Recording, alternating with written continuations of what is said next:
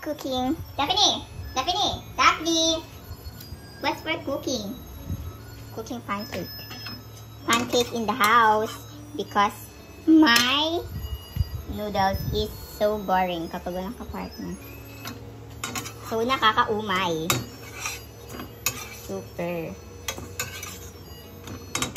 Very good yung luto ko. Kasi, not that much sunog.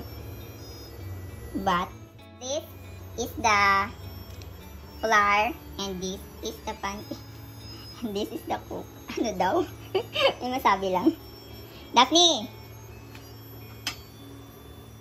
Guys, paano ko siya piniflip?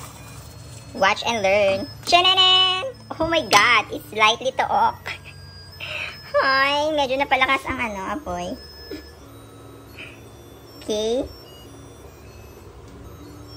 So, wait lang kayo guys hanggang ilan tong pancake na to. Meron tayong medyo, yung huli ay medyo malaking siya. So, update, ilan to lahat? It has 1, 2, 3, 4 pieces and 5. The last one and the 5th one is the big one. Oh no! Is it earthquake, the big one? Naku, huwag nyo nalang patalunin yung big one na yan para hindi mag-earthquake. Ito na ang pancake. And guys, trivia ito. Nalaman ko pala na pwede palang gawing toppings ang condensed sa pancake. Look. Watch and learn, guys.